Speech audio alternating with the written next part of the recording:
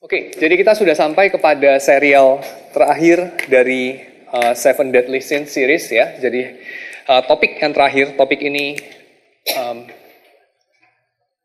adalah dosa ke-7 dari 7 dosa maut.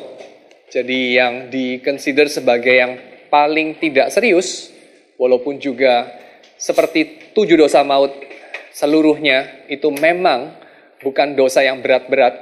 Ya, jadi 7 dosa maut itu disebut mortal sin oleh Thomas Aquinas. Dia membedakannya dari venial sins.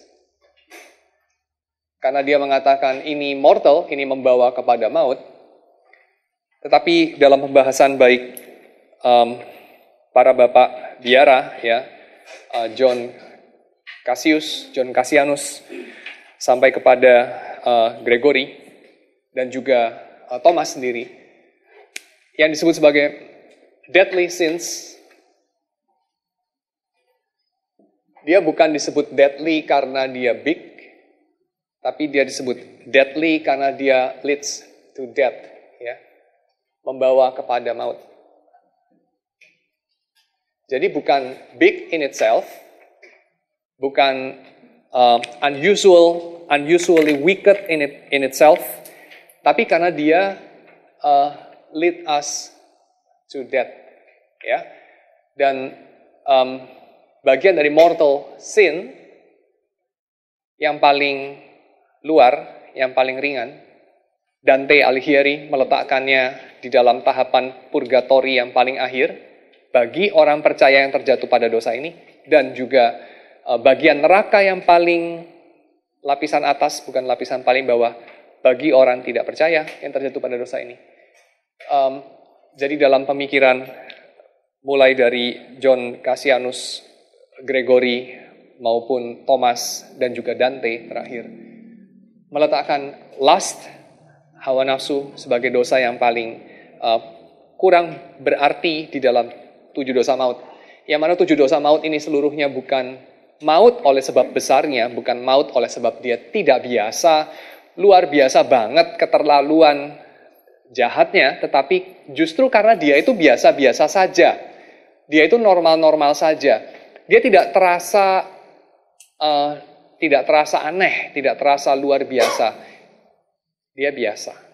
Ya, justru di situ letak mautnya, karena yang biasa ini menyebabkan kemudian orang tidak berpikir sesuatu yang sedang berujung kepada kematian sedang berlangsung.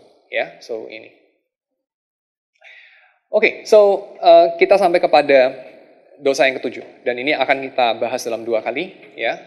Pada bagian yang ini saya lebih banyak memakai 2 buku, yaitu dari serial yang ditulis oleh orang Kristen dan orang Katolik, ya. Jadi dari William Willimon, lalu kedua saya ambil dari Lawrence Cunningham, ya. Nanti pada pertemuan berikutnya baru saya akan bahas ulasan dari Simon Blackburn, serial daripada Oxford. Yang ini gluttony, tapi saya bendel jadi satu sih. Bagian lust itu ditulis sama Simon Blackburn, ya. Jadi hari ini kita akan lebih banyak membahas mengenai sudut pandang dari kekristenan itu sendiri. Oke, last bagian yang kita ambil untuk kita baca dari Alkitab pada malam ini, saya pilih dari 1 Yohanes pasal 2, 15-16, lalu juga Matius pasal 5, 27-28. 1 Yohanes pasal 2, 15-16, yang sudah ketemu langsung baca saja. 1 Yohanes pasal kedua, 15-16.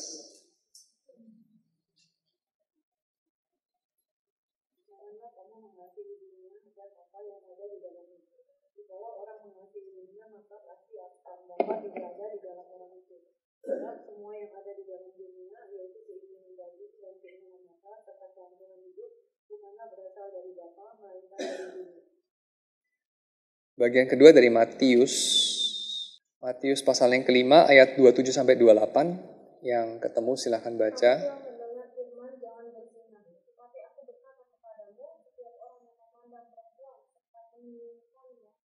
Oke, lalu kita baca bagian berikutnya dari Kejadian pasal yang pertama, 27 sampai dengan 28.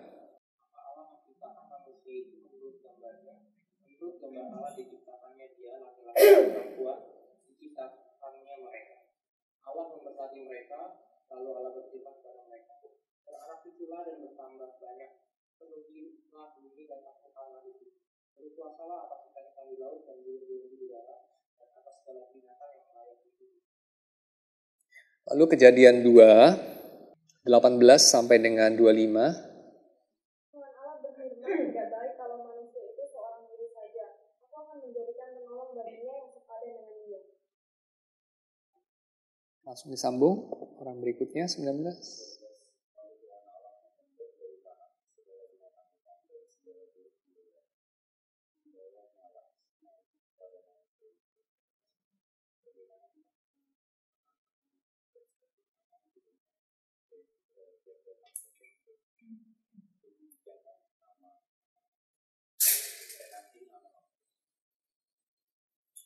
Manusia itu memberi nama kepada segala ternak, kepada burung-burung di udara, dan kepada segala binatang hutan. Tetapi baginya sendiri ia tidak menjumpai penolong yang sepadan dengan dia. Berikutnya 21. Ya, tinggal sebelahnya aja saya rasa. Lalu Tuhan Allah membuat manusia itu tidur nyenyak. Ketika ia tidur, Tuhan Allah mengambil salah satu rusuk daripadanya, lalu menutup tempat itu dengan daging. Dan dari rusuk yang diambil Tuhan Allah dari manusia itu, dibangunnyalah seorang perempuan, lalu dibawanya kepada manusia itu. Lalu berkatalah manusia itu, inilah dia, tulang dari tulangku dan daging dari dagingku. Dia akan dinamai perempuan, sebab dia diambil dari laki-laki. Sebab itu seorang laki-laki akan menggunakan daging dan hidupnya dan bersatu dengan istrinya sehingga keduanya menjadi satu daging. Mereka keduanya telanjang, manusia dan istrinya itu, tetapi mereka tidak merasa malu.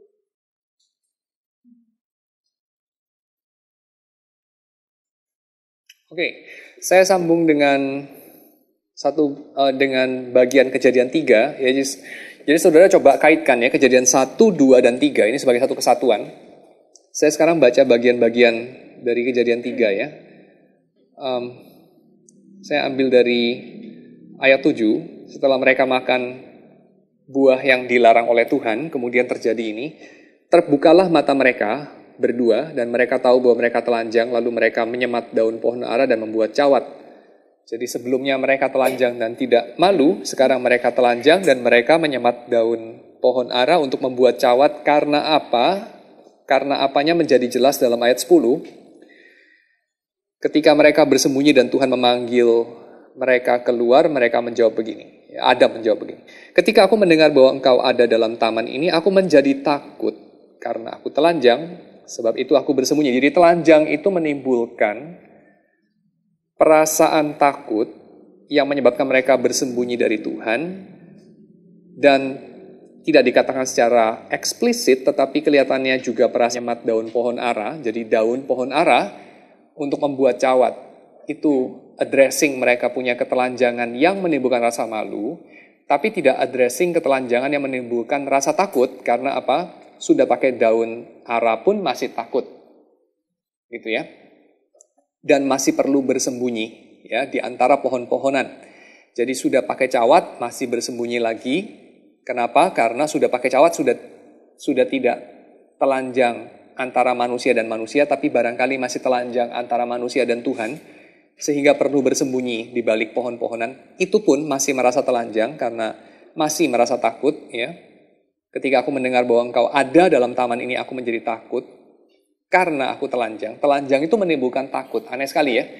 Jadi telanjang tidak dikatakan di sini menimbulkan malu, tapi menimbulkan takut. Dan itu adalah alasan mengapa dia bersembunyi. Lalu kemudian Tuhan mengkaitkan itu dengan makan dari buah pohon itu. Ya, lalu kemudian Adam menyalahkan perempuan yang diberikan Tuhan di sisinya, sehingga dengan demikian Adam secara tidak langsung menyalahkan Tuhan yang memberikan perempuan itu di sisinya. Lalu kemudian perempuan itu menyalahkan ular, seperti kita tahu. Lalu kemudian datanglah hukuman kepada perempuan itu, seperti ini hukumannya. Susah payahmu waktu mengandung akan kubuat sangat banyak, dengan kesakitan engkau akan melahirkan anakmu, namun engkau akan berahi kepada suamimu dan ia akan berkuasa atasmu. Perhatikan di sini, hukuman berahi kepada suamimu dan ia akan berkuasa atasmu diletakkan sebagai twin, kembaran daripada susah payah yang sangat banyak waktu mengandung dan kesakitan waktu melahirkan. Susah payah waktu mengandung dan kesakitan waktu melahirkan itu dikoneksikan, dikawinkan dengan berahi kepada suamimu and yet dia berkuasa atasmu. Menarik ya. Kenapa tidak dipadankan sesuatu yang lain? Misalnya apa ya? Susah payahmu waktu mencari makan misalnya, atau susah payahmu waktu kena pilek misalnya gitu ya, atau whatever yang lainnya, susah payahmu waktu digigit ular misalnya, atau apalah gitu ya. Tapi susah payahmu waktu melahirkan, ya kenapa ya? Dan waktu mengandung, pertama itu. Dan kedua, kenapa ini dikaitkan dengan apa yang kita akan selidiki nanti, karena artinya tidak sejelas, tidak seterang terjemahannya. Jadi terjemahannya terang sekali di sini, tapi barangkali yang terang itu tidak tepat. Ya, jadi sesuatu itu kalau diterjemahkan dari satu bahasa kepada bahasa yang lain, kadang-kadang apa yang kita artikan dalam bahasa terjemahannya itu sangat terang, sangat tidak perlu dijelaskan. Tetapi apa yang tidak perlu dijelaskan itu jangan-jangan salah. Ya, maksudnya jangan-jangan itu kita nangkepnya salah. So itu nanti saya akan address itu. Jadi berahi kepada suamimu itu apa? Ya. Dan suamimu berkuasa atasmu itu apa? Kenapa itu dikaitkan dengan mengandung dan melahirkan? Ya. Oke, lalu kemudian bagian lain saya ajak saudara untuk memperhatikan adalah ayat 19, hukuman kepada kepada Adam. Dengan berpeluh engkau akan mencari makananmu sampai engkau kembali lagi menjadi tanah, karena disitulah engkau diambil, sebab engkau debu dan engkau akan kembali menjadi debu. Ya, perhatikan debu di sini muncul berkenaan dengan ular, karena ular akan makan debu, dan debu itu juga muncul di awal Adam dibikin dari debu tanah, ya, tapi dihembuskan nafas Tuhan. Kita perhatikan itu. Lalu kemudian motif telanjang tadi ya, Adam diciptakan telanjang dan tidak malu, Adam berdosa dan menjadi telanjang walaupun berpakaian, tapi kemudian di sini kemudian Tuhan address malunya Adam, takutnya Adam dengan membuat pakaian dari kulit binatang untuk manusia dan istrinya, lalu mengenakannya kepada mereka. Ya, oke. Ya, saya rasa itu perlu kita ingat. Nanti saya akan bahas di tengah-tengahnya. Tapi saya akan mulai dengan ini. Perkataan dari Agustinus, ya, perkataan dari Agustinus. Agustinus mengenang di dalam dia punya confessions, pengakuan dari Agustinus. Dia mengenang bahwa pada masa mudanya dia pernah berdoa seperti ini. Give me chastity.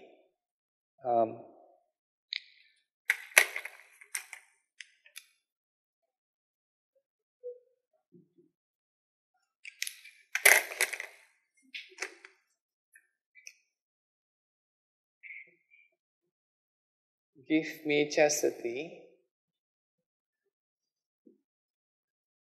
but not just yet.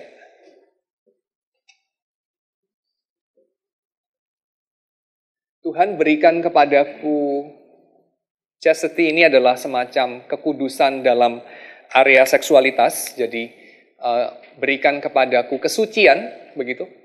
Tetapi jangan sekarang, ya. Waktu pada masa mudanya Agustinus mengatakan hal ini. Mengapa dia mengatakan itu? Menurut banyak penafsir Agustinus adalah karena dia tidak menginginkan dia punya lust, dia tidak menginginkan ini quelled, dipadamkan, tetapi dia menginginkan lust dia itu, dia tidak menginginkan itu ya. Tapi dia ingin lustnya dia itu satisfied. Nah, ini juga perbandingan yang menarik ya. Hawa nafsu itu dapat diadres dengan dua cara. Jadi dari membara sampai padam itu dapat dilakukan dua metode. Metode yang pertama adalah satisfying, metode yang kedua quelling. Jadi metode yang pertama adalah dikasih makan. Metode yang kedua dibuat tidak lapar. Metode yang mana yang tidak diinginkan atau diinginkan oleh Agustinus? Tujuan yang diinginkan Agustinus jelas, yaitu dia ingin sembuh dari itu, ya, karena lust itu bertolak belakang dengan chastity, ya, dia ingin diselamatkan dari lust. Dan untuk orang bisa tidak memiliki lust lagi, ada dua hal dapat dilakukan. Yang pertama, satisfy lust itu. Yang kedua, quell lust itu. Yang pertama, memberinya makan sehingga tidak lapar. Yang kedua, membuatnya tidak lapar. Tanpa memberinya makan. Membuatnya tidak merasa lapar. Yang mana yang Agustinus inginkan pada masa mudanya? Dia menginginkan agar itu dipuaskan. Dia tidak menginginkan agar itu tidak ada. Jelas ya? Nah, dari sini kemudian kita bisa melangkah kemana? Kita bisa melangkah ke sini. Lust itu adalah sebentuk desire, keinginan, dan seperti semua desire, dia mendahului reason. Desire itu mendahului pemikiran.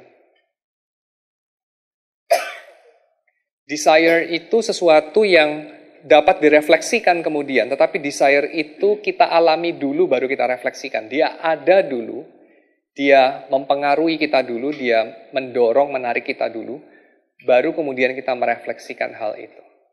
Ya.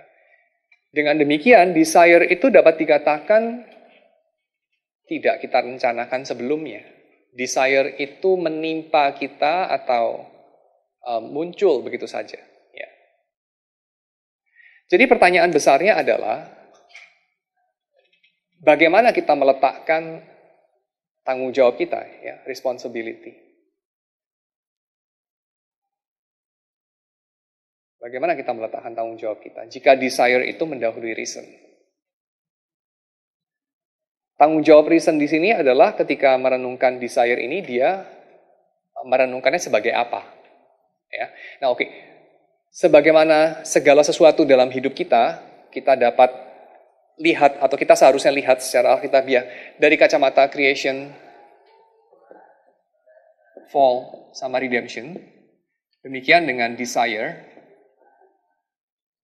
any desire, dan khususnya dalam hal ini lust, kita dapat lihat dari kacamata ini, ya, tiga hal ini: penciptaan, kejatuhan, dan penebusan.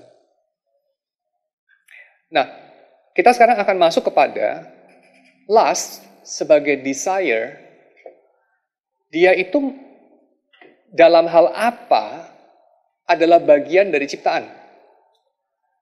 Ya, jadi yang menyebabkan orang bisa jatuh ke dalam dosa hawa nafsu ini dalam hal apa ada kaitan dengan penciptaan. Dalam hal apa ada kaitan dengan cara Tuhan menciptakan kita.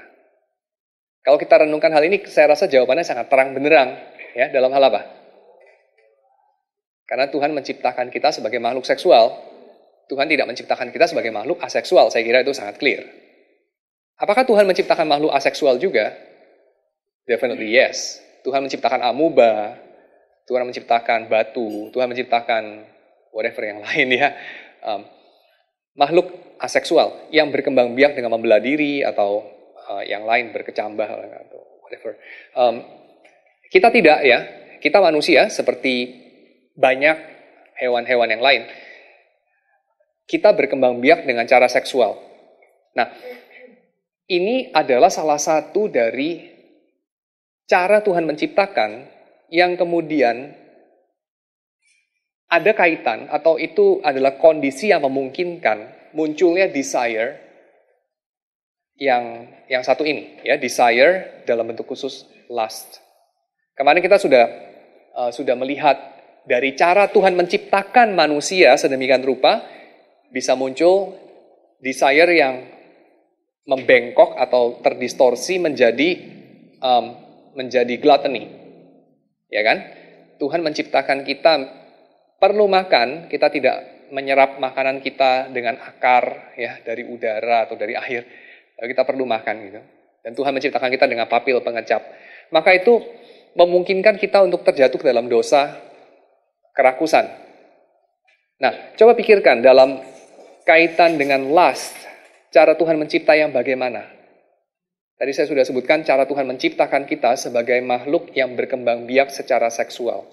Nah, kedua, makhluk yang berkembang biak secara seksual ini punya ciri khas apa yang berbeda dengan makhluk yang berkembang biak secara aseksual? Apa bedanya? Apa bedanya? Apa? Relasi. Bagaimana penjelasannya? Kenapa? Makhluk yang berkembang biak secara seksual tidak bisa berkembang biak tanpa ada pasangannya, tanpa ada pihak yang lain, tanpa ada subjek yang lain. Betul ya? Makhluk yang membelah diri untuk berkembang biak, dia tidak perlu pihak yang lain untuk dia sendiri dapat berkembang biak. Betul ya? Dia tinggal membelah diri, amuba gitu. Dia tinggal membelah dirinya sendiri. Nggak perlu ada persetujuan yang lain gitu ya. Dia cukup membelah dirinya, sudah dia berkembang biak menjadi 2. Lalu masing-masing ini berkembang biak menjadi 2 lagi, jadi 4 dia, dan seterusnya. Tapi makhluk seksual, dia perlu untuk menarik pasangannya, memilih pasangannya, merayu pasangannya, lalu kemudian dia berkopulasi dengan pasangannya, dan kemudian terjadi perkembangbiakan. So, ini melibatkan apa? Melibatkan interpersonalitas. Jadi desire di sini bukan sekedar desire titik, tapi desire yang berkaitan dengan interpersonalitas atau intersubjektivitas.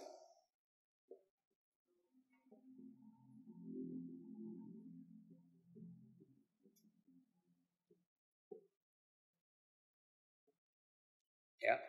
Dan kalau kita perhatikan makhluk yang berkembang biak secara seksual, itu pun ada range-nya. Ada makhluk yang berkembang biak secara seksual secara lebih personal, dan ada yang lain secara kurang personal. Contohnya apa? Contohnya, kita mengenal hewan-hewan yang bertemu dengan pasangannya, kawin pada musim kawin, membuahi pasangannya, lalu kemudian pergi. Ya, dan tidak ada kontak lagi dengan pasangannya itu. Beruang kutub barangkali seperti itu. Ya. Beruang kutub itu kan makhluk langka ya. Dia hidup berapa ratus kilo baru ketemu beruang kutub yang satunya baru ketemu satu lagi gitu beruang kutub gitu kan. Jadi itu kan makhluk yang jarang gitu, sparse. Dia hidup di bentangan yang luas banget gitu. Jadi beruang kutub cowok ketemu beruang kutub cewek, dia berantem sama cowok yang lain yang juga sama-sama ngincer cewek itu, sudah dia menang perkelahian, dia menghamili si beruang kutub yang cewek itu, lalu beruang kutub yang cowok itu akan pergi, dan sudah, bye-bye.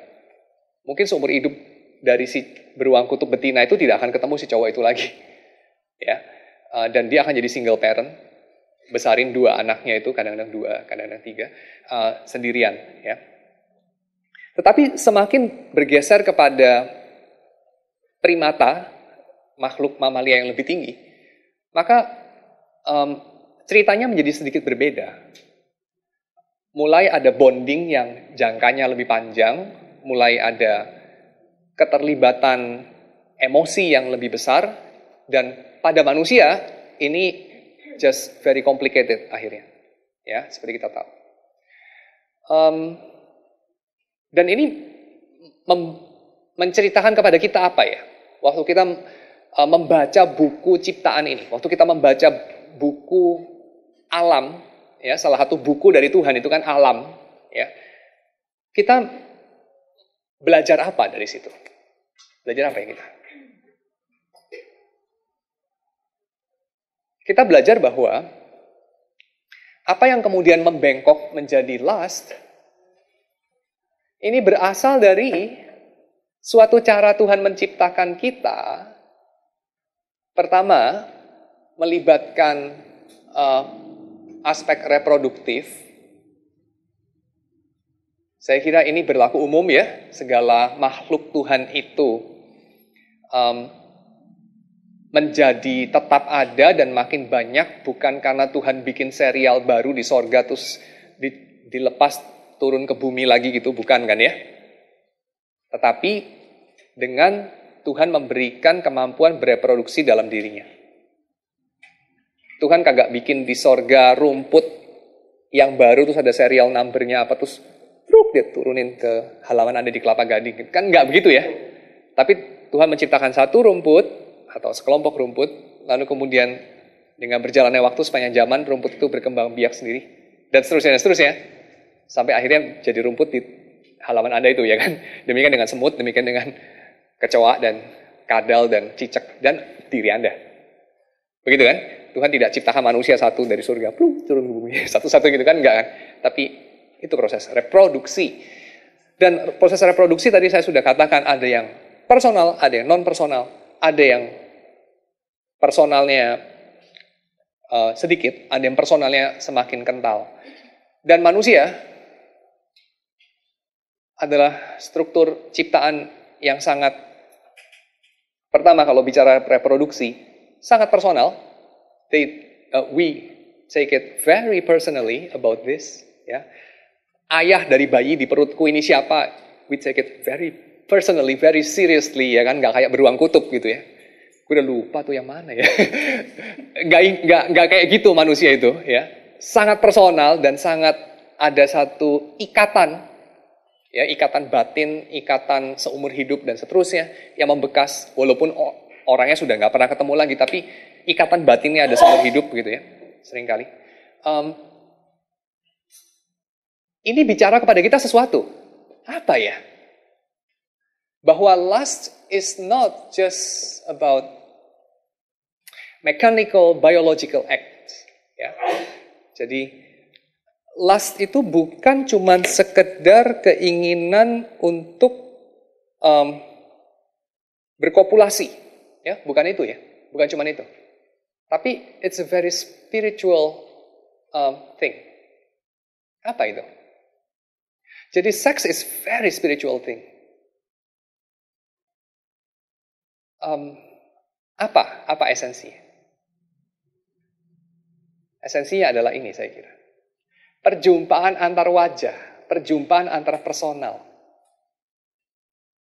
Kerinduan untuk berelasi. Ya, kerinduan untuk dikenal dan mengenal, kerinduan untuk diketahui dan mengetahui, kerinduan untuk menyerahkan kendali dan mengendalikan. Kerinduan untuk menjadi manusia pada dasarnya. Ya, kerinduan untuk menjadi manusia. Jadi, apa yang dicari oleh, saya kira dalam banyak hal sih ini terjadi ya. Apa yang dicari oleh orang yang hobi kuliner, apa yang dicari oleh orang yang hobi pakai narkoba, apa yang dicari sama orang yang hobi cari kuasa, apa yang dicari sama orang yang hobi whatever. Termasuk kemudian apa yang dicari sama orang yang gonta-ganti pasangan, petualang cinta, womanizer, whatever yang lain. Apa yang dicari sebetulnya? Pada dasarnya yang dicari itu sama saja. Jadi yang dicari oleh orang yang hobi kuliner, yang dicari oleh orang yang mata duitan, yang dicari oleh orang yang gila kuasa, gila hormat, yang dicari oleh orang yang hobi berpetualang cinta, itu sama saja dengan apa yang dicari orang di gereja. Apa itu? Yang dicari adalah perhentian. Rest. Rest in peace, itu yang dicari. Ini dalam bab pertama bukunya Agustinus ini. Ya. Rest in peace. Ya, of course rest in peace. Ya. Soalnya kalau tidak in peace ya tidak rest ya. Ini yang dicari. Rest. Perhentian. Apa itu perhentian? Perhentian adalah ini. Aku di sini saja. Aku nggak mau kemana-mana lagi. Karena ini sudah maksimum. Tetapi seperti semua orang yang mencari. Seperti semua orang yang mencari. Kita tahu bahwa dalam pencarian kita tidak pernah menemukan rest. Coba Anda tanya kepada orang yang mencari kopi yang paling enak. Orang yang mencari wine yang paling enak. Orang yang mencari pasangan yang paling cocok. Orang yang mencari tempat tinggal yang paling enak mungkin. Ya, you name it ya. Mobil yang paling favorit, kamera yang paling favorit, whatever.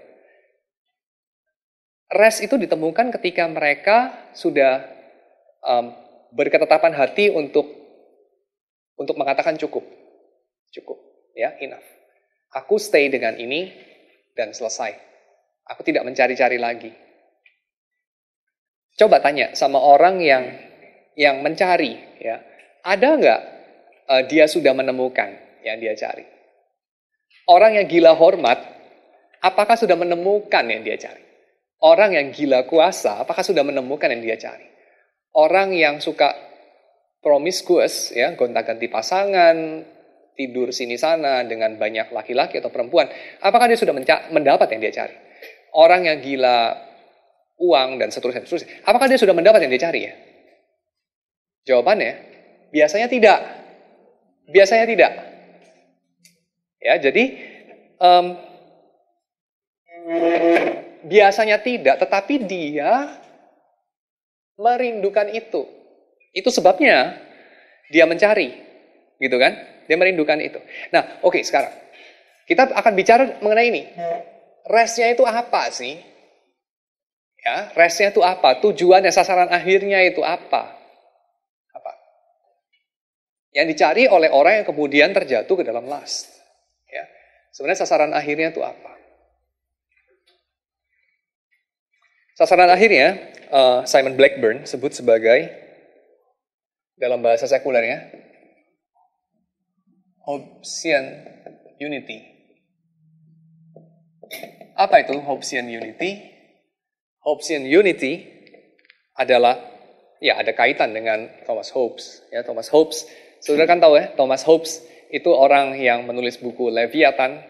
Leviathan itu idea politik, basically bilang bahwa pemerintah itu adalah pihak yang kekuasaannya paling besar, dan itu diperlukan karena otherwise manusia yang adalah serigala bagi sesamanya itu akan membuat kehidupan ini diwarnai dengan peperangan antara semua lawan semua, dan tidak ada orang yang suka dengan kondisi perang, itu kan ya. Jadi Thomas Hobbes, orang yang punya idea bahwa manusia itu pada dasarnya suka perang, pada dasarnya egois, pada dasarnya itu ingin memanfaatkan yang lain. Orang itu pada dasarnya dalam kondisi perang dengan sesamanya, dan hanya bisa damai kalau ada satu pentungan paling besar, satu orang jahat paling berkuasa gitu ya, yang menguasai semuanya. Nah, orang seperti ini mengakui bahwa pada dasarnya ada satu keadaan yang dirindukan semua orang, yaitu ada keadaan damai di mana aku boleh menjadi diriku, seutuh-utuhnya diriku, gue banget, dan elu banget, dan aku sungguh-sungguh hadir dalam dirimu, dan kamu sungguh-sungguh hadir dalam diriku. Jadi kekitaan kita bukan terdiri atas basa-basi, tapi kekitaan kita terdiri atas kesejatian, kesungguh-sungguhan.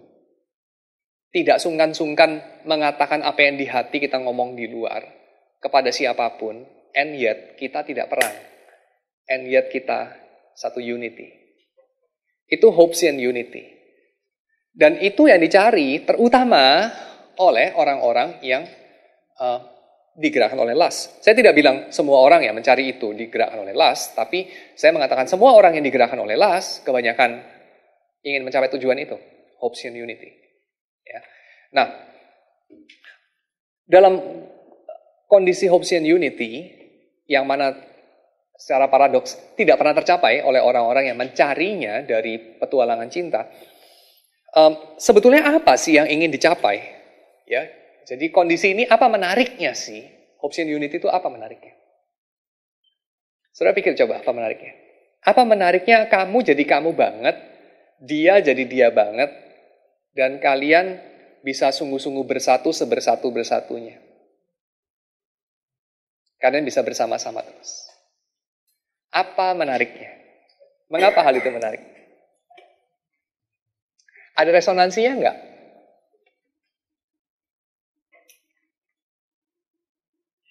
Mengapa hal itu menarik ya? Ada banyak penjelasan. Penjelasan dari Plato. Konon kita itu diciptakan, manusia itu diciptakan sebagai makhluk yang punya dua kepala, punya dua set tubuh. Dan mereka itu melekat satu sama lain. Tapi karena mereka itu begitu sempurna, para dewa itu cemburu dan takut tersaingi kekuasaannya. Maka mereka dipisahkan itu. Sehingga setiap makhluk, setiap manusia itu menjadi punya satu tubuh dan separuh jiwa. Tadinya mereka itu punya dua tubuh yang menjadi satu dalam satu jiwa. Maka kita mencari our other half itu. Separuh kita yang lain itu kita cari. Ya, dan itulah yang mendorong versinya Yunani klasik, ya, yang mendorong orang untuk mencari-cari terus Mr. Right atau Mrs. Right itu adalah karena Miss Right lah ya lebih tepatnya, adalah karena dia itu mencari separuh belahan jiwa, makanya pakai istilah belahan jiwa, karena konsepnya adalah manusia itu satu tubuh hanya punya separuh jiwa. Kenapa? Karena separohnya yang lain itu sudah dipisahkan sama dewa. Dan entah ada di belahan dunia yang mana. Maka dia cari itu. Karena dia cari separoh yang tepat itu, yang klop itu. Ya. Dan semakin dia cari, biasanya dia akan end up tidak mendapatkan yang dia cari. Itu satu penjelasan. Jadi kita diciptakan berpasang-pasangan. Tetapi apakah orang Kristen juga punya mitos yang sama? Ya, yaitu manusia diciptakan berpasang-pasangan. Lalu kemudian dipisahkan dari lahir. Lalu kemudian harus mencari separuh yang lain, itu belahan jiwa. Atau bagaimana? Saya kira ini separuh benar, ya, ada benarnya. Salah satu benarnya adalah ini. Manusia diciptakan untuk bersekutu. Jadi yang mendorong hopes and unity, yang menarik kita kepada hopes and unity, saya kira adalah karena kita diciptakan untuk bersekutu. Tuhan menciptakan manusia sebagai homo relationis, makhluk yang bersekutu. Kalau kita perhatikan Kejadian 1:27 khususnya, di situ ada penjelasan mengenai manusia diciptakan seturut dengan imago Dei. Lalu kemudian seperti apa sih diciptakan seturut dengan gambar dan rupa Allah?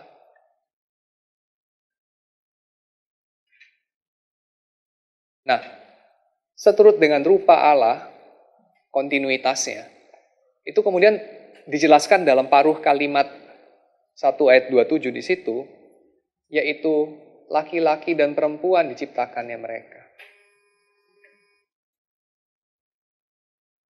Ini adalah penjelasan dari diciptakan seturut dengan rupa Allah. Dan rupa Allah itu bagaimana?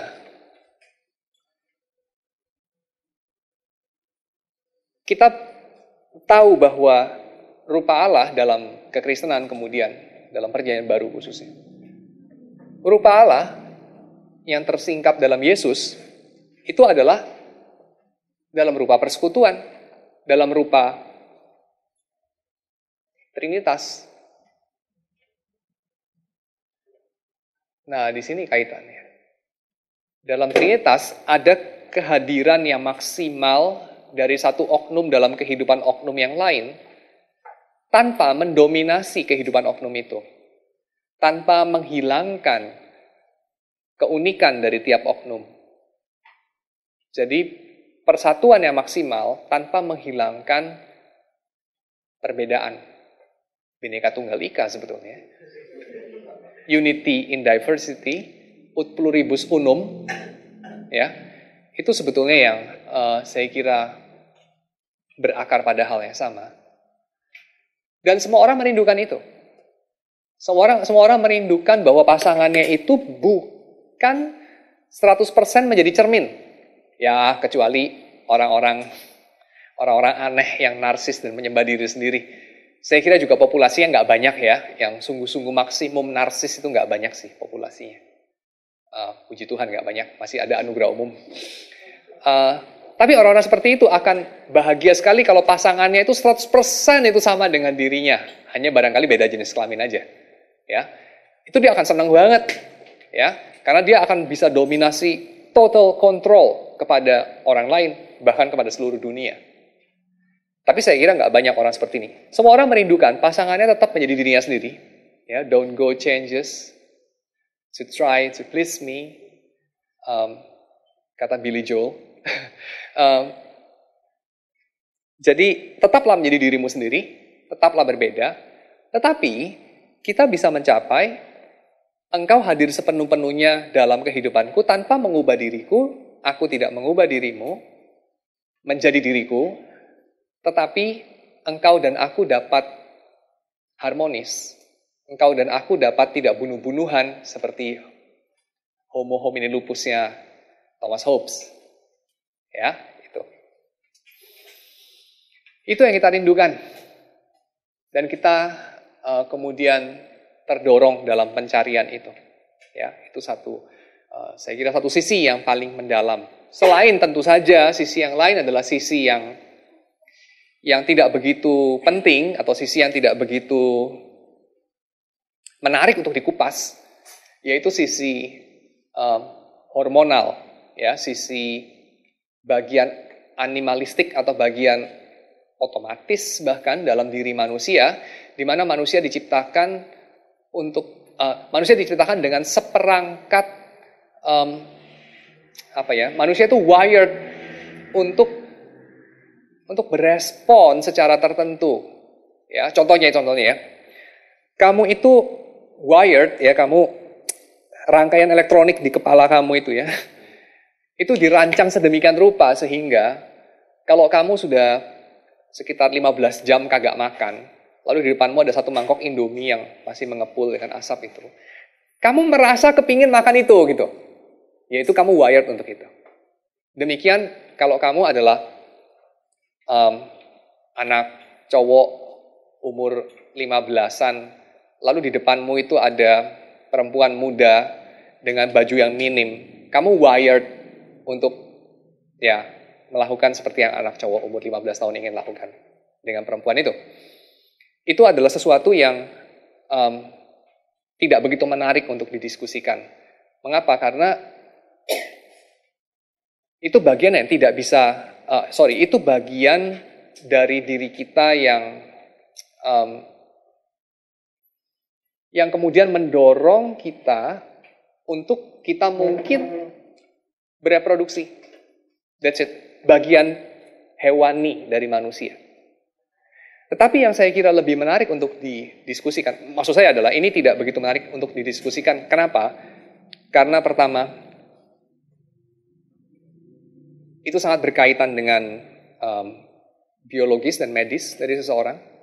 Dan dalam hal itu saya kira cukup banyak insight kita bisa gali dari segi medis, farmakologi barangkali, fisiologi, yang mana saya tidak ada keahlian di situ. Jadi juga bukan tempat yang untuk didiskusikan di gereja, saya kira terlalu teknikal.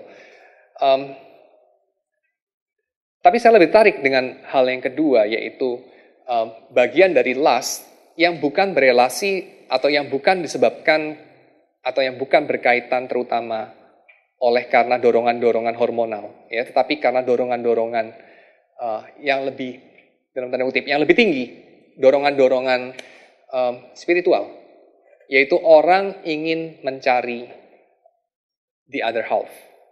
Ya.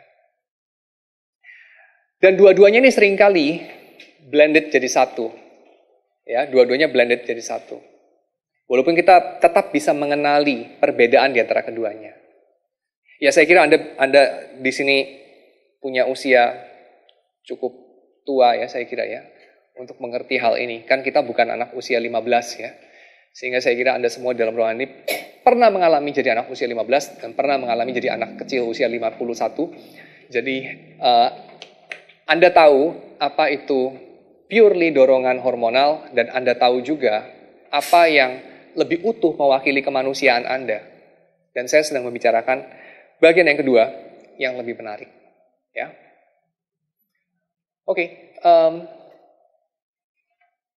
So, lust itu berakar di dalam infrastruktur penciptaan, yaitu Tuhan menciptakan kita untuk bersekutu. Tetapi, lust itu adalah kejatuhan daripada ciptaan yang baik itu. Lust itu adalah distorsi dari apa yang baik yang diciptakan Tuhan. Tuhan menciptakan kita untuk bersekutu, tetapi kemudian kita membengkok kepada, kita memerosotkan diri kita terperosok kepada apa? Kita terperosok kepada bentuk demonik daripada persekutuan. Apa itu bentuk demonik dari persekutuan? Saudara pernah, saya coba ajak saudara melihat kepada hal yang sehari-hari, ya. Karena ini tema besar dari Seven Deadly Sins adalah dosa itu membunuh kita bukan dengan peristiwa katastrofis yang dramatis, yang kolosal, yang besar-besar. Tidak. Dosa itu membunuh kita itu lewat hal-hal yang banal, ya, sehari-hari. Hal-hal yang tidak terasa berbahaya. Ya, hal yang lumrah. Itu yang membunuh kita semua. Jadi dalam hal ini saya akan ajak saudara untuk memikirkan hal-hal yang lumrah, yang banal, yang sehari-hari. Mengenai sisi demonik, wajah iblis dalam persekutuan. Wajah iblis dalam keakraban. Wajah satanik dalam keintiman, dalam kedekatan. Apa itu? Coba, saudara pernah mengalami nggak? Waktu belum kenal atau masih jauh dari orang atau orang-orang tertentu, saudara tidak mengalami perasaan-perasaan kuat semacam kepingin membunuh dia, atau kepingin dia sengsara, atau kepingin dia celaka, sebesar ketika saudara sudah mulai lebih dekat sama orang itu. Saudara sadar juga, saya kira, bahwa bagi kriminolog dan bagi polisi, salah satu motif yang paling lazim terjadi pada pembunuhan-pembunuhan paling sadis adalah motif cinta. Motif asmara. Ya, saudara kalau belajar kriminologi pasti tahu hal itu. Orang itu kalau pengen rampas harta orang, paling banter, dor, mati, selesai. Ya enggak? Tapi kalau sudah mati, dibejek-bejek, dimutilasi. Itu tuh kagak mungkin cuma ngambil duit gitu. Ngambil HP, nggak mungkin punya gitu. Ya. Most of the time nggak begitu. Ya. Jadi kalau motifnya motif cinta, nah itu bisa muncul kekejaman itu yang luar biasa banget.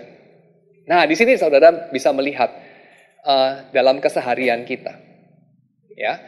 Wajah demonis, wajah iblis dari intimacy.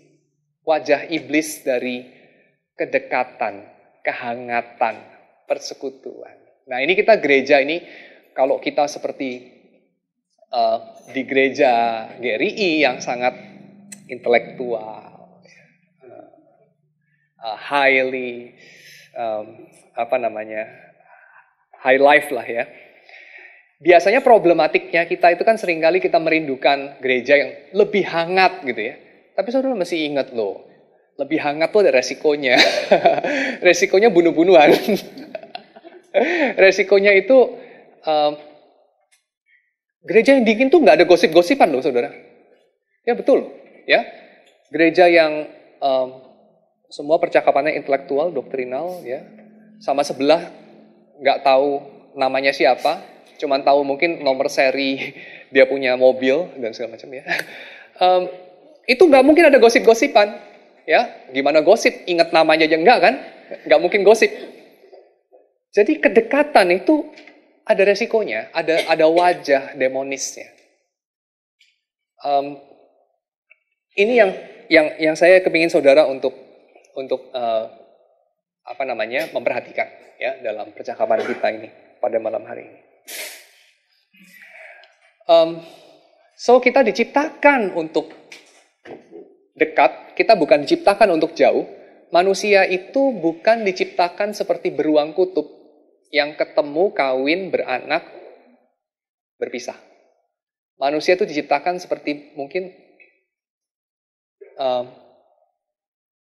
burung kakak tua yang ketemu, kawin, beranak, dan terus bersama sampai mati.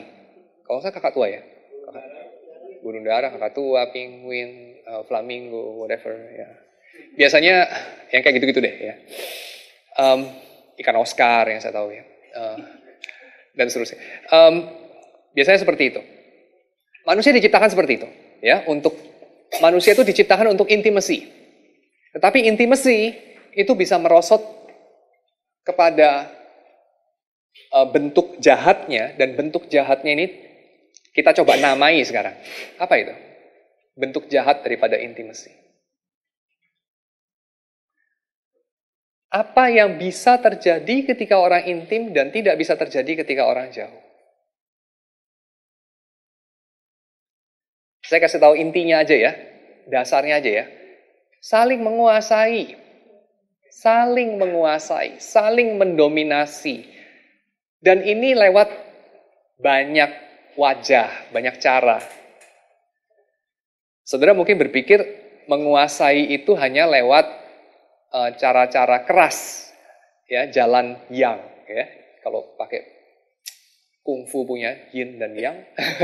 Ini kekuasaan itu bukan cuma lewat jalan keras, bukan cuma lewat dominasi ala laki-laki. Gua lebih pintar dari lu, gua lebih berpengetahuan dari lu, gua pegang passwordnya lu kagak, gua kenal orang-orang, lu kagak kenal orang-orang, gua punya duit, lu nggak punya duit, gua punya power, lu nggak punya power, dan seterusnya. Bukan cuma itu. Tapi ada jalan juga dari jalan perempuan menguasai laki-laki. Jalan yin, ya. Kungfu yin ini lain lagi nih. Bagaimana perempuan menguasai laki-laki? Mungkin lebih baik tanyakan ibu-ibu. Macam-macam ya caranya ya. Mungkin bisa diskusi dengan sebelahnya. Lewat manipulasi barangkali. Lewat manipulasi. Ya, lewat jalan yang lebih tidak kelihatan. Tapi yang pasti, jangan remehkan kekuatan ibu-ibu. Ya, the power of emak-emak. Jangan remehkan itu karena itu juga powerful. Ya, itu juga powerful. Serius, di dalam sejarah itu perempuan itu powerful dengan caranya sendiri. Caranya barangkali sejarawan tidak banyak tulis karena sejarawan itu kebanyakan laki-laki. Ya, jadi kita itu membaca sejarah dari kacamata cowok. Kalau sejarah kita baca dari kacamata cewek, bukan cewek yang belajar untuk mikir seperti cowok, tapi cewek sebagaimana adanya, barangkali bisa berbeda. So, ya, kalau Anda lebih mendengarkan istri Anda, listening, apa yang sesungguhnya terjadi, barangkali Anda bisa lebih mengerti hal itu. Tapi saya tidak terlalu expert di situ, karena saya bukan perempuan. Tapi yang pasti, saya percaya dengan dua cara, bukan hanya satu cara, orang saling menguasai. Jadi, saya percaya sejarah itu bukan sejarah wanita dijajah pria sejak dulu, that's it. Tapi juga wanita menjajah pria sejak dulu juga. Ya, wanita menguasai pria sejak dulu juga. Jadi asosiasi suami-suami takut istri, itu setua asosiasi istri-istri tertindas oleh suami. Itu sama tuanya itu, berdiri sejak sekian sebelum Masehi itu, kurang lebih sama itu berdirinya. Ya, itu saya kira apa yang digambarkan dalam kata-kata Tuhan kepada Hawa. Engkau akan berahi kepada suamimu, tetapi dia akan berkuasa atasmu. Dengan kesakitan engkau akan mengandung dan melahirkan anak-anakmu. Ya. Coba kita perhatikan ketiga hal ini. Kesakitan dalam mengandung dan melahirkan. Itu bicara apa sih? Mengandung dan melahirkan dalam konteks Kejadian pasal yang ketiga, ke-1, kedua, ketiga, itu apa? Melahirkan itu apa? Melahirkan itu kan adalah melakukan kehendak Tuhan, betul ya? Melakukan yang Tuhan menciptakan manusia untuk itu, memenuhi bumi. Tapi sekarang itu hanya bisa terjadi di dalam kesakitan, di dalam penderitaan. Jadi melakukan kehendak Tuhan itu hanya bisa dilakukan di dalam penderitaan. Lalu kemudian berahi kepada suamimu, poin ketiga, dia berkuasa atasmu. Ini bicara apa? Tentu ada kaitannya dengan berkembang biak. Dengan mengisi dunia ini. Apa ya? Apa itu? Apa yang dirujuk dengan berahi kepada suamimu dan suamimu menguasai engkau? Apa yang merupakan anak kembar dari reproduksi? Apa anak kembar ya? Relasi bukan? Relasi intersubjektif. Relasi intersubjektif itu akan diwarnai dengan peperangan. Jadi bukan hanya secara biologis melahirkan Homo sapiens yang baru ke dalam dunia, itu diwarnai dengan penderitaan. Tetapi juga relasi, yaitu anak kembar dari reproduksi, itu diwarnai dengan peperangan. Dan peperangannya adalah ini. Si perempuan menginginkan suaminya dan suaminya memakai keinginan itu untuk menguasai perempuan itu. Perempuan berahi kepada suaminya ini apa enggak salah ya? Bukannya biasanya laki-laki berahi kepada perempuan tuh lebih banyak ya? Dan lebih indiscriminate begitu kan? Kan laki-laki ya yang lebih berkaitan dengan birahi. Kok ini sekarang jadi perempuan? Apakah ini penulis kitab Kejadian sedang membacakan dunia laki-laki kepada perempuan di sini? Saya kira kan tidak ya. Istilah birahi di situ lebih tepat diartikan sebagai keinginan untuk menjadi intim. Keinginan untuk menjadi intim. Posesif. Ya, posesif.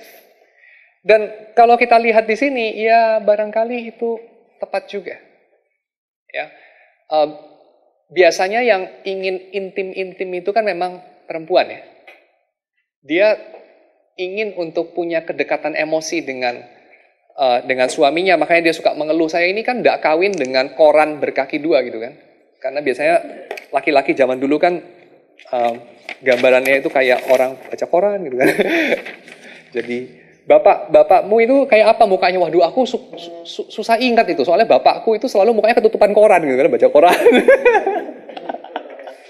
Koran berkaki dua gitu kan. Makanya orang bilang apa? Aku ini kan nggak kawin sama koran berkaki dua gitu. Kok tiap hari gue lihat laki gue baca koran terus gitu kan. Kalau sekarang udah enggak lah ya. Laki-laki kan nggak baca koran lagi ya. Masih baca koran nggak? Kayak udah enggak ya. Sekarang baca korannya gini ya. Jadi mukanya masih kelihatan, masih mendingan sekarang. Poin saya adalah, biasanya gambarannya adalah perempuan itu merindukan kedekatan emosional, kedekatan untuk didengarkan dan mendengarkan. Sementara laki-laki itu tidak punya interest itu biasanya. Ya, biasanya mereka punya interest yang lain. Saya kira di sini. Tapi laki-laki ingin menguasai perempuan. Itu intinya adalah peperangan. Artinya apa exactly perdebatan dan percakapannya bisa panjang. Tetapi cukup untuk kita ketahui bahwa Kurang lebih itu mengacu kepada perempuan punya agendanya sendiri terhadap laki-lakinya, gue kawin sama lu untuk ini. Dan laki-laki punya agendanya yang lain, gue kawin sama lu untuk ini. Dan kemudian ada battle of the sexes, ya, peperangan antar gender. Ada tarik menarik antar kepentingan di dalam relasi. Dan itu basically dimungkinkan oleh apa? Tarik menarik kepentingan itu dimungkinkan oleh apa? Oleh dua hal. Pertama, keterciptaan. Kalau manusia diciptakan seperti batu, nggak mungkin ada itu. Kalau manusia diciptakan seperti batu, tidak ada kriminal yang di belakangnya itu ada motif cinta. Nggak ada kan? Kalau manusia diciptakan sebagai makhluk kalkulatif kayak komputer, commander data, elves semuanya itu ya. Atau siapa? Makhluk Vulcan ya. Itu nggak akan. Kalau dunia dihuni makhluk-makhluk itu. Tidak ada chances polisi tangkap pembunuh yang motifnya itu asmara, nggak ada. Tapi exactly karena manusia itu manusia, maka mungkin ada itu. Itu motif yang pertama. Ya. Jadi karena kita diciptakan untuk. Tapi yang kedua itu juga berperan karena kita sudah jatuh, ya.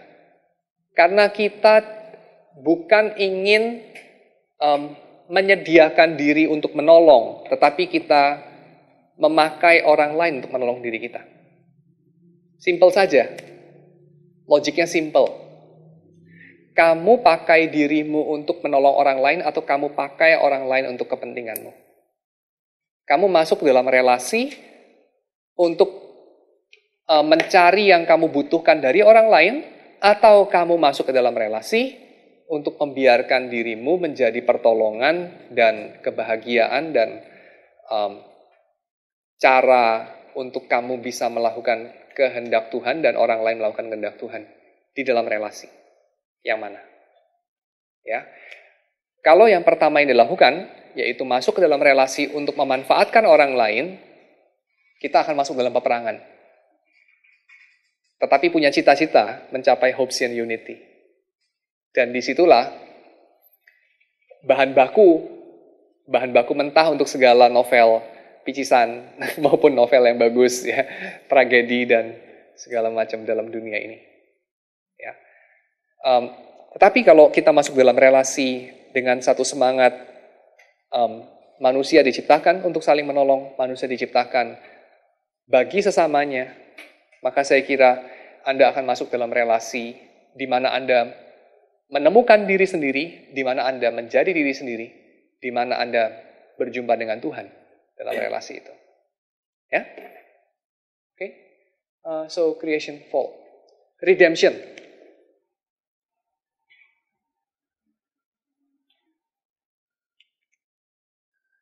Di dalam Yesus kita bukan berjumpa dengan pengetahuan, tadinya nggak tahu jadi tahu. Tapi di dalam Yesus kita berjumpa dengan satu kabar bahwa yang tadinya nggak bisa jadi bisa. Yang tadinya kita lumpuh jadi bisa berjalan. Tidak mampu jadi mampu. Ya. Yang tadinya kita tahu tapi kita tak mungkin lakukan, tak bisa lakukan, kita jadi bisa lakukan. Apa itu? Yang tadinya kita tahu baik untuk dilakukan tapi nggak bisa. Yaitu mengasihi orang lain. Masih ingat Heidelberg Catechism kan ya? Kesengsaraan kita adalah, menurut versi Heidelberg Catechism, jangan salah baca, kesengsaraan kita bukanlah bahwa kita akan mati, lalu kita nggak tahu kita mau kemana, lalu penghiburan kita adalah kita itu milik Tuhan, jadi ya sudah ya ternyata milik Tuhan ya, so nggak perlu takut mati ternyata ya. Bukan loh. Tapi kesengsaraan kita, kalau Anda baca dalam konteksnya, ya, pertanyaan nomor 1 sampai nomor 10, kesengsaraan kita adalah kita tidak dapat melakukan hukum Tuhan. Dan apa itu hukum Tuhan? Mengasihi Allah dan sesama. Jadi kesengsaraan kita adalah kita gagal dalam mengasihi Allah dan gagal mengasihi sesama. Dan kabar baiknya adalah kita milik Kristus. Kita milik Kristus adalah jawaban yang memampukan kita mengasihi Allah dan mengasihi sesama. Karena kita milik Kristus, despite of kita orang berdosa. Kita milik Kristus, despite of kita seringkali tidak setia pada perjanjian. Kita itu milik Kristus dan tidak ada yang bisa memisahkan kita dari kasih Bapa dalam Kristus, dalam hidup dan dalam kematian kita. Ya. Jadi kita itu milik Kristus dalam hidup dan mati. Itu penghiburan kita. So, redemption di dalam Yesus, ya, penebusan di dalam Yesus. Ini bagaimana bisa mengatasi fall dan membawa kita untuk kembali kepada kemuliaan dari ciptaan, walaupun itu bukan berarti kembali kepada keadaan sebelum berdosa, bukan, tapi kembali mengembalikan segala kemuliaan pada ciptaan. Perhatikan ya, waktu bicara ciptaan di sini, itu bisa merujuk kepada dua hal. Yang pertama, merujuk kepada keadaan awal sewaktu Allah mencipta dunia. Jadi ciptaan berarti belum ada kejatuhan. Tapi bisa berarti kedua, ciptaan berarti ya segala sesuatu ini diciptakan Tuhan, bukan ada sendiri. Ya. Nah, ciptaan yang saya maksudkan pada bagian ini adalah pengertian yang kedua. Ya. Jadi bukan pengertian yang pertama. Ciptaan itu sesuatu yang sudah jatuh dan dalam penebusan tidak kembali dalam keadaan sebelum jatuh lagi. Ya. Karena setelah ditebus, kan kita tetap pernah jatuh, kan tetap kan kita menghadapi dosa. Kan Adam tidak menghadapi dosa waktu sebelum jatuh, gitu ya.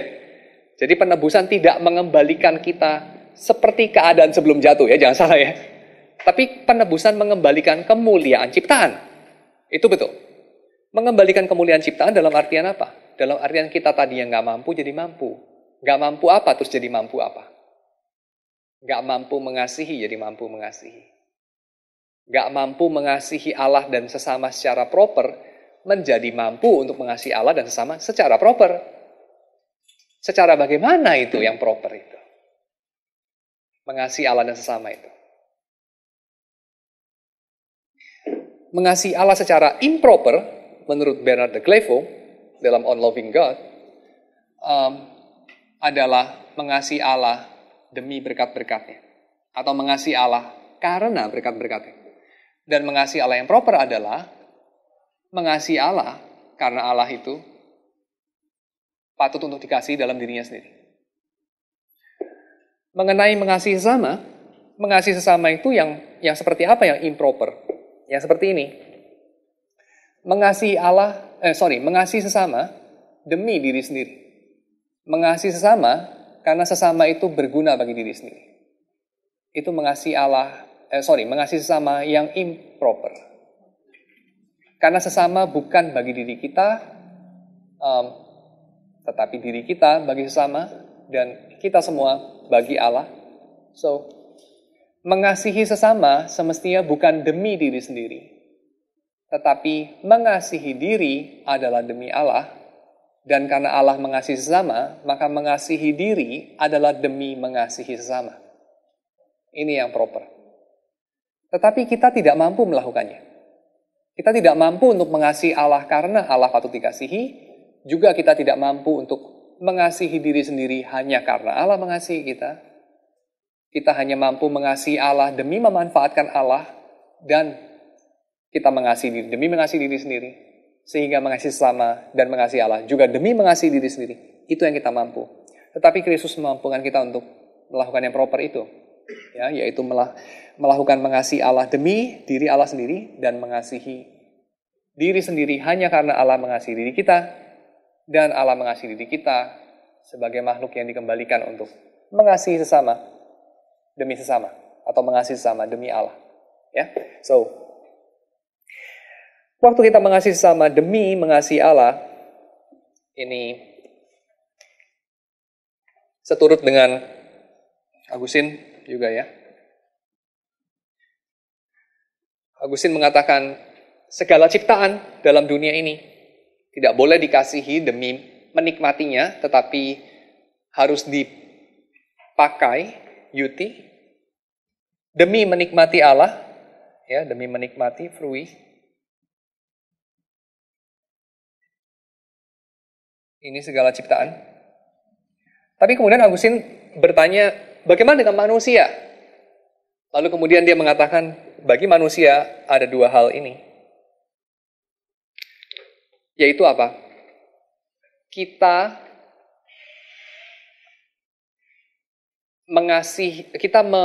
memakai dalam tanda kutip sesama bukan dalam artian sama seperti kita memakai benda-benda, tetapi dalam pengertian yang sama kita kenakan dengan diri sendiri. Karena mengasihi sesama itu seperti mengasihi diri sendiri.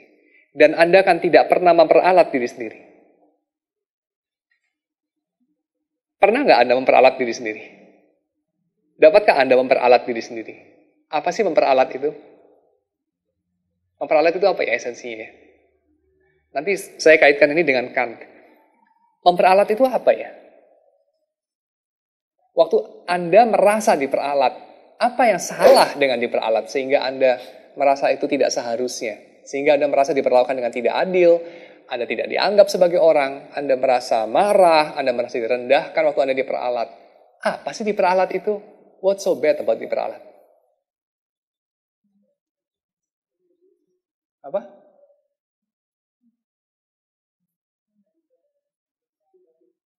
Diperalat berarti tidak diperlakukan sebagai subjek. Apa itu diperlakukan sebagai subjek? Sebagai manusia, apa itu esensi kemanusiaan tertangkap dalam subjek, being a subject? Simple aja sih, being a subject berarti Anda punya keinginan. Being a subject berarti Anda punya pikiran lain. Being a subject berarti Anda patut didengarkan. Ya enggak? Coba pikir, kapan Anda merasa sebagai objek?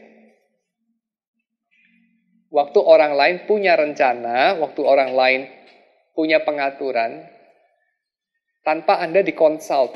Salah satunya ketika Anda merasa yang orang bilang fait accompli.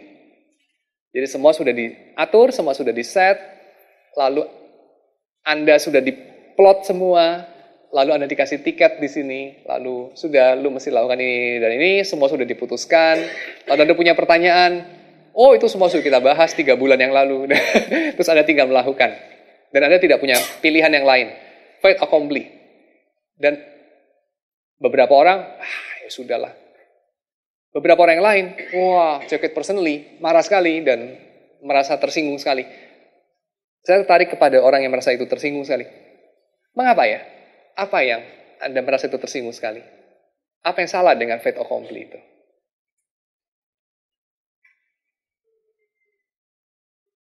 Anda tidak merasa menjadi orang, Anda tidak merasa menjadi subjek, ya kan? Anda hanya merasa jadi objek saja. Jadi diperalat itu jeleknya bukan kepada Anda berguna bagi orang lain. Ya enggak loh, orang tuh berguna bagi orang lain tuh seringkali happy kok. Ya enggak sih? Tapi kalau Anda berguna bagi orang lain sebagai alatnya dia, Anda enggak happy. Kenapa? Sama kan resultnya kan? Anda berguna bagi orang kan? Tapi kalau Anda berguna bagi orang seperti bor berguna bagi tukang bor, Anda jadi nggak happy. Karena Anda adalah orang. Karena Anda adalah pribadi. Maka Anda tidak happy ketika Anda tidak diberi kesempatan menjadi pribadi. Nah sekarang, kita kenakan ini kepada dalam hal apa kita salah dalam berelasi. Yaitu ketika kita tidak menjadikan orang lain itu subjek. Ketika kita berelasi antara orang dengan orang lain sebagai subjek dan objek. Kalau pakai bahasanya Martin Buber sebagai I and it. Ya.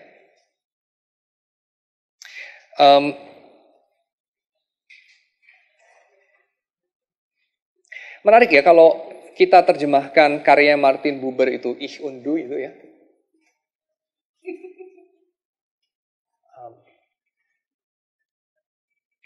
Do di sini kan ada 2 pilihan, bisa do bisa see ya. Sama-sama you artinya toh. Tapi Buber pilih Ich und Du. Karena do di situ dipakai untuk informal. Dengan kata lain, kalau terjemahan bahasa Indonesianya adalah gue dan lo. Bukan saya dan engkau, tapi gue dan lo. Jadi agak berbeda saya kira secara ironis dengan versi bahasa Inggrisnya I and thou, karena thou di situ kan.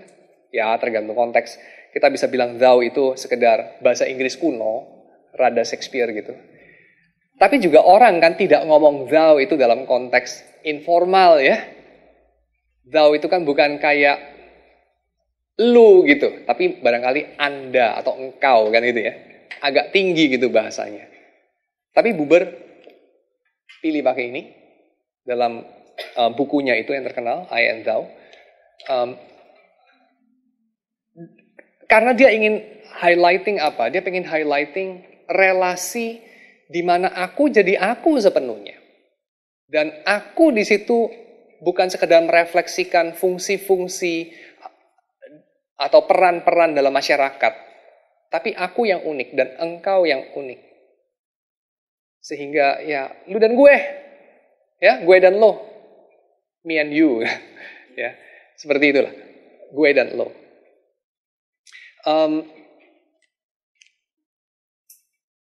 Dan itu sesuatu yang saya kira kita dalam dunia modern seringkali harus bergulat untuk menciptakan ceruk, menciptakan kolam kecil kita untuk kita melakukannya, relasi antar pribadi. Karena dunia modern ini sangat instrumentalisasi ya, sangat fungsional. Segala waktu kita tata sebaik-baik, kita tidak mau buang waktu. Jadi segala sesuatu harus ada nilai fungsinya. Baik nilai kapital, nilai untuk networking, nilai politis, dan segala macam. Ya. Jadi kita bertanya, apa gunanya? Tetapi di hadapan engkau, itu guna di situ harus kita redefinisi. Yuti di situ. Karena guna di situ meliputi bukan hanya diri elo, tapi diri gue juga. Karena apa? Karena yang alat itu bukan kamu alat saya, tapi mungkin lebih proper kita semua alat Tuhan. Yang mana Tuhan itu bukan Tuhan yang perlu memperalat kita. Sekali lagi ya, kita ini semua alat Tuhan, tapi dari jenis Tuhan yang mana? Tuhan yang kagak perlu memperalat kita. Jadi, kita itu harus meredefinisi kegunaan kalau dikenakan kepada orang lain. Sebagai apa sih? Sebagai relasi segitiga antara Allah, saya, dan kamu untuk membentuk kekitaan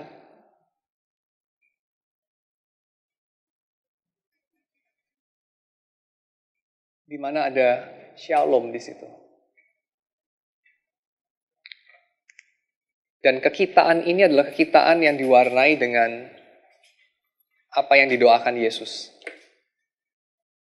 Yesus meminta kepada Bapa agar Bapa memberikan kepada kita, gereja, orang percaya satu sama lain, murid-murid Yesus, suatu kesatuan seperti yang dimiliki antara Allah Bapa dengan Allah Anak, dan antara Kristus dengan gereja. Itu Kristus ingin dimiliki juga antara ich und du, Anda dan saya. Ya, saya dan Anda. Jadi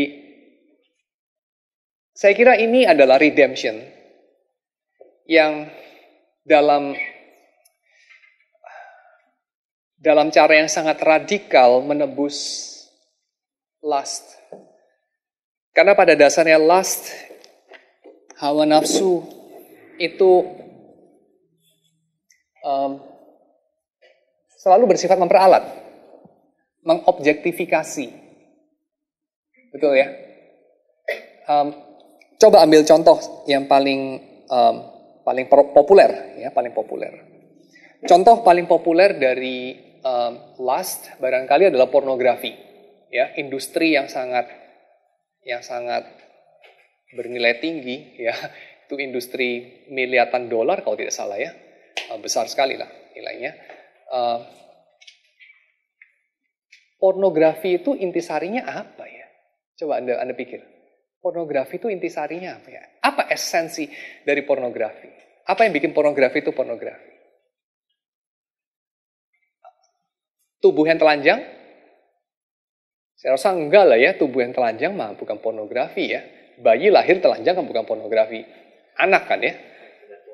Apa? Saya kira juga tidak ya, bayi juga lahir ada alat kelamin juga kan, dan tidak merupakan pornografi. Apa? Persatuan alat kelamin. Oke, kopulasi itu esensi dari pornografi. I don't think so. Kenapa? Karena kalau demikian adanya, maka pasangan suami istri itu melakukan sesuatu yang kalau di video itu menjadi pornografi ya. Tidak kan ya? Saya kira tidak. Exactly, ini salah satu elemennya. Komodifikasi. Komodifikasi itu salah satu daripada esensi daripada pornografi. Komodifikasi. Yang bikin pornografi adalah pornografi karena jadikan kopulasi sebagai komoditas atau lebih tepatnya grafis yang menggambarkan salah satunya kopulasi. Dia bingkai dalam bingkai marketing sebagai barang dagangan. Ya. Nah, apa yang salah? Dagangan kan ini ya, berdagang, trading itu salah satu bentuk dari cinta. Berdagang itu ekspresi dari mengasihi. Betul kan? Penjual itu mengasihi pembeli, pembeli mengasihi penjual. Kamu makan roti, beli dari bakery, dalam action itu kamu beli roti dari baker itu menjadi manfaat bagi kamu dan kamu menjadi manfaat bagi bakers, ya kan? Dengan uangmu kamu mengasihi tukang roti dengan rotinya mengasihi kamu. Saling mengasihi kan? Kamu berdoa, berikanlah kepada kami roti kami yang secukupnya. Tuhan mencukupi doa itu lewat bakery. Ya, itu sesuatu yang indah saya kira. Jadi perdagangan demi perdagangan itu bukan yang salah bukan di situ. Tapi yang salah di mana? Yang salah satunya adalah objeknya. Tidak setiap hal boleh diperdagangkan. Ya ini sangat clear lah ya. Anak nggak boleh diperdagangkan, ya kan? Organ nggak boleh diperdagangkan, misalnya toh. Dan segala macam cinta barangkali juga nggak boleh, bukan barangkali ya, sudah pasti tidak bisa bahkan diperdagangkan. Ya, so kembali ke sini. Apa yang menjadikan pornografi? Bukan ketelanjangan, tetapi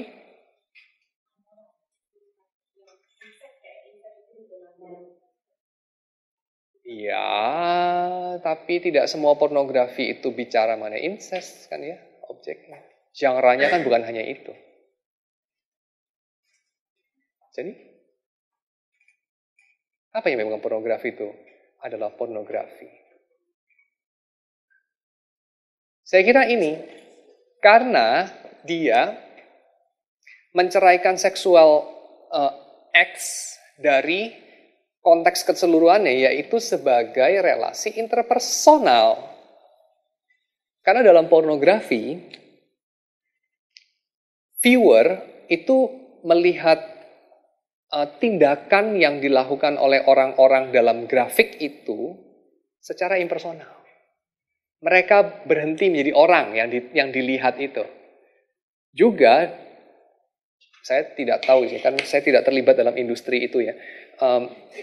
Orang yang terlibat dalam industri itu, maksudnya si aktor dan aktrisnya ini, atau aktor dan aktor, atau aktris dan aktris, ini mereka itu berhenti memperlakukan sesamanya sebagai personal. Mereka memperlakukan sesamanya sebagai objek. Yang mereka pikirkan hanyalah dirinya sendiri. Kurang lebih begitu. Jadi si penonton memikirkan dirinya sendiri, si aktor memikirkan dirinya sendiri, si aktris memikirkan dirinya sendiri, si sutradara memikirkan dirinya sendiri, si kameramen memikirkan dirinya sendiri, si pedagang memikirkan dirinya sendiri, si web administrator memikirkan dirinya sendiri, dan seterusnya. Dan kalau Anda mau selidiki lebih jauh, saya sih tidak ada akses untuk menyelidiki itu, dan juga barangkali tidak ada minat untuk menyelidiki itu. Tapi Anda dapat menyelidiki, misalnya saja ya, ini bisa jadi topik tesis yang menarik kalau Anda tertarik bikin tesis mengenai ini. Orang-orang yang kerja di Alexis, Anda bandingkan dengan orang-orang yang kerja di pabrik rokok Sampurna mungkin, atau orang-orang yang kerja di gudeg dari mbok siapalah di Jogja gitu. Anda coba bandingkan suasana kerja mereka, ya, relasi-relasi di tempat kerja, yang mana lebih personal, mana kurang personal. Anda bisa bikin studi empirik mengenai hal itu. Dan saya kira, saya tebak-tebakan aja ya, saya taruhan aja, nggak pakai duit tapi taruhan ya. Saya taruhan, dalam tanda kutip dunia hiburan itu akan kurang personal, akan jauh kurang personal. Dan orang yang bekerja di sana akan, saya dapat sense, tanpa ada bukti ya, ini very bias banget. Tapi Anda silakan selidiki sendiri, bahwa mereka tidak diperlakukan sebagai person, ya, tapi mereka diperlakukan sebagai objek saja, objek saja. So ini, saya kira problematika di situ, ya, problematika di situ. Dan kita akan tidak bicara mengenai dosa yang spektakuler dan besar ya, karena saya juga pikir saya tidak sedang bicara di ruangan ini dengan orang yang bergerak di bidang industri pornografi kan ya. Jadi saya kira itu tidak kurang tepat sasaran. Tapi saya bicara bahwa ini bisa meresap ke dalam relasi-relasi kita. Jadi kita itu memperlakukan satu sama lain sebagai anggota gereja dengan pengurus gereja, anggota gereja dengan anggota gereja, pengurus gereja dengan pengurus gereja dengan hamba Tuhan dengan hamba Tuhan yang lain, dan juga bos dengan karyawan, karyawan dengan karyawan, bos dengan bos, dan seterusnya. Kita dengan birokrat tentu saja. Kita bisa saling memperlakukan seperti viewer pornografi melihat aktor porno. Dan aktor porno memperlakukan aktor porno yang lain. Atau sutradara memperlakukan mereka semua. Kita bisa berlaku seperti itu, yaitu apa? Kita memperlakukan mereka hanya demi kepentingan diri kita sendiri. Yang kita perhatikan hanyalah diri sendiri.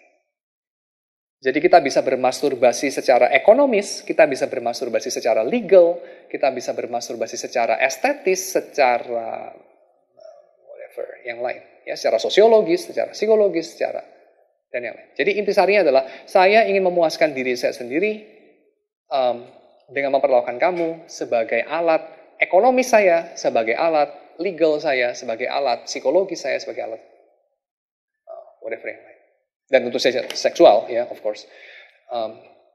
Tapi saya kira ini bisa diperluas kepada bidang-bidang yang lain, karena intisarinya, jantungnya sama, yaitu mengenai uti ini, kita memperlakukannya secara salah. Karena kita tidak, dalam tanda kutip, memakainya demi Tuhan, tetapi kita memakainya demi diri kita sendiri. Jadi, kita kehilangan diri kita kehilangan kesempatan menjadi diri yang personal, karena personal itu selalu interpersonal, kita tidak bisa personal sendirian. Nah, ini salah satu kecelakaannya. Kita tidak pernah bisa personal sendirian, kita selalu harus interpersonal baru bisa personal.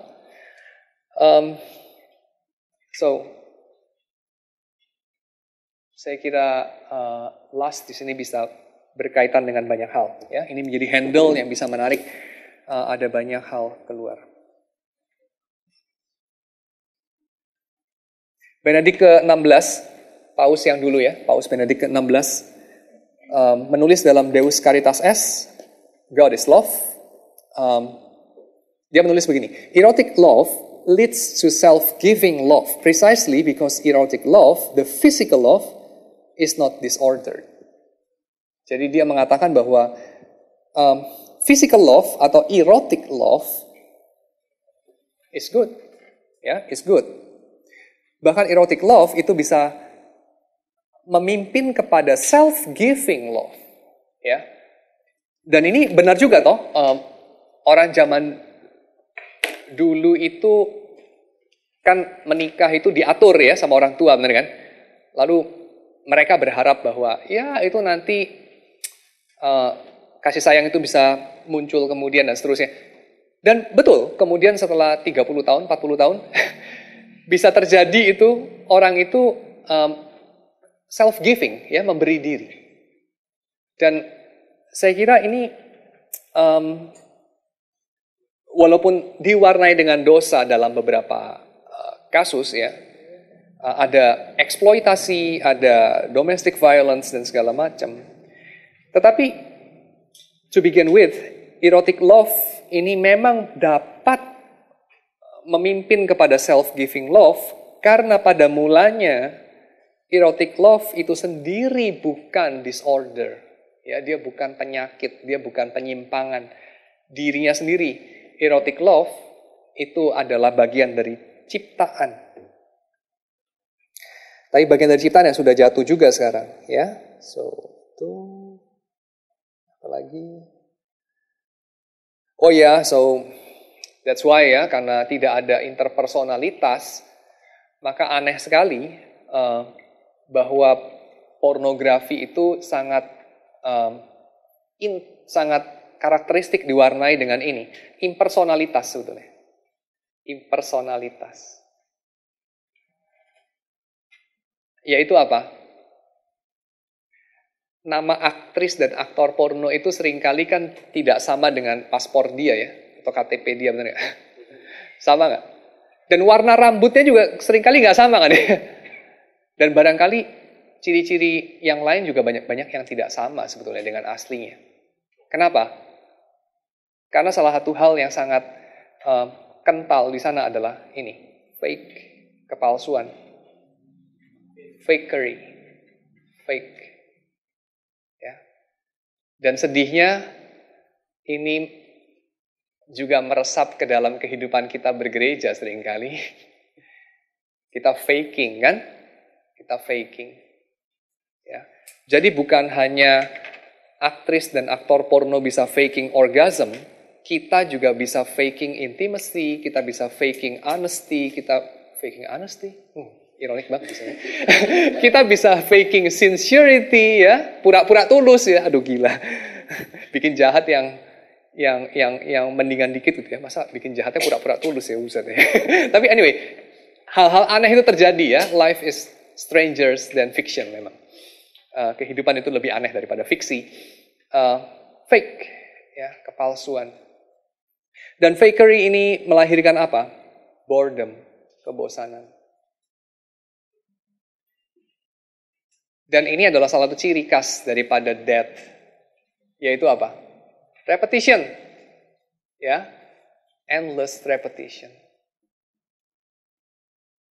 Boring, ya, boring, uncreative, endless repetition. Okay. And yet, mungkin dalam dunia modern, ini adalah satu-satunya yang tersisa dari cara orang sekuler untuk mengalami ini. Self-transcendence. Apa itu self-transcendence? Merrill Westphal, seorang teolog dari Notre Dame kalau tidak salah. Merrill Westphal bicara mengenai ibadah itu sebagai the act of self-transcendence.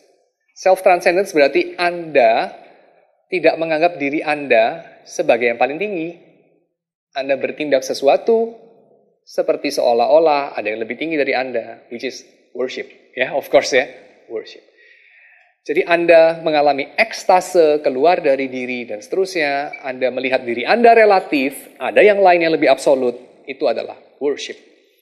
Dan karena dalam dunia modern, dunia sekuler, kita sudah tidak ada tempat untuk worship Tuhan, akhirnya satu-satunya jalan orang bisa mengalami self-transcendence atau ekstase, ya, ekstasis,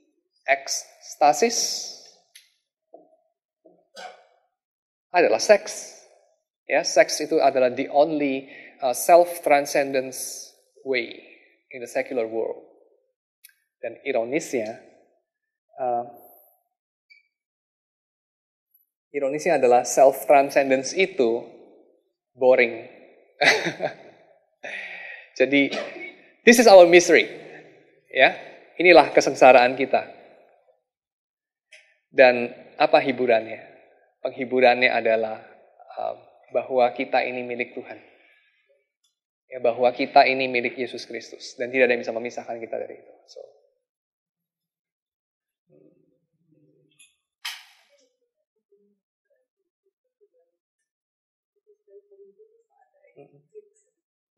Exactly. Ya, exactly. Ya. Justru boredom, tetapi ada repetisi. Jadi selalu kembali ke tempat yang membosankan itu dan kemudian menyadari kebosanan lalu kembali lagi dan kembali lagi. Ya, that's the very definition of hell.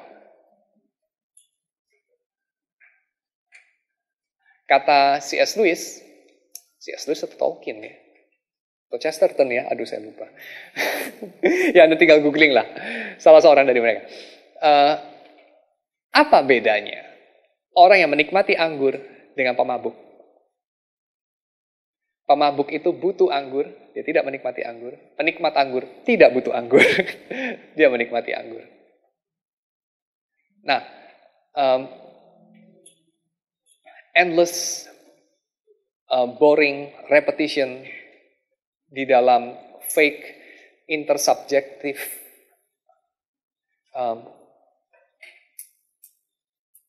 action, tapi fake ya, tentu tidak intersubjektif akhirnya, adalah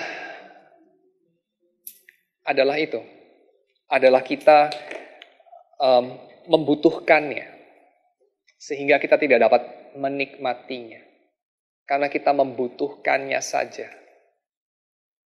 Ya, oke. So itu keadaan yang misteri, itu bagian dari misteri kita.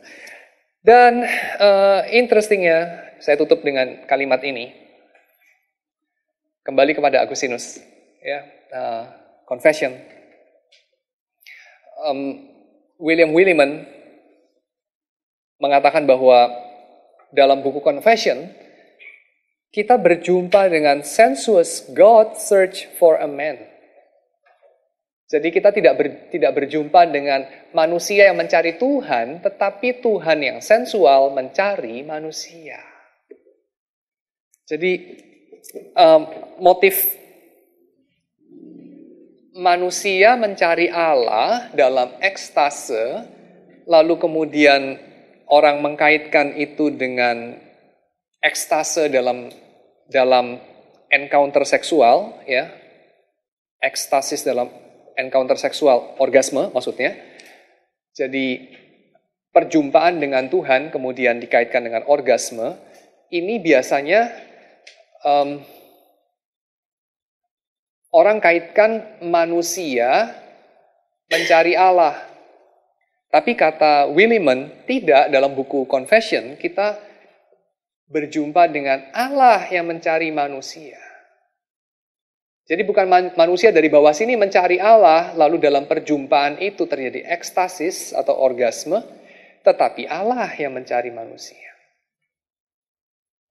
So, ini